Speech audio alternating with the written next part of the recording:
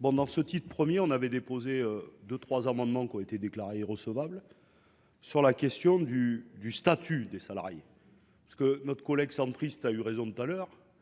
Si on donne un signal clair qu'on veut refaire du nucléaire, il va falloir de l'attractivité pour attirer les talents. Eh oui.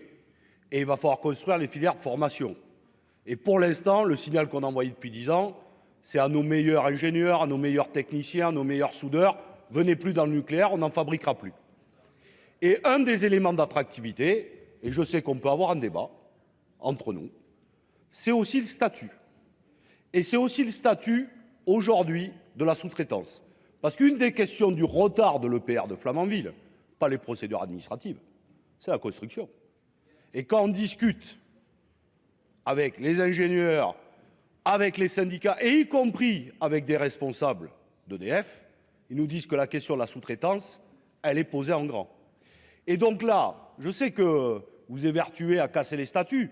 On vous l'avait dit, par exemple, en 2018, sur les cheminots. Vous allez avoir un problème. Ça coûtera plus cher et il n'y aura personne qui voudra venir. Discutez avec M. Farandou aujourd'hui. Il vous dira que les concours de recrutement sont ouverts, il y a peu de candidats. La RATP, pareil. Discutez avec M. Castex. Il vient d'ailleurs de donner une belle conférence de presse. 1000 démissions l'an dernier. Ben voilà. Un des trucs de l'attractivité, c'est la question du statut. Parce qu'on paye moins cher, mais oui, il y a de la sécurité sur du long terme. Et donc de ne pas vouloir parler de cette question de la formation et du statut des salariés de plein droit, comme celui des sous-traitants, va poser problème.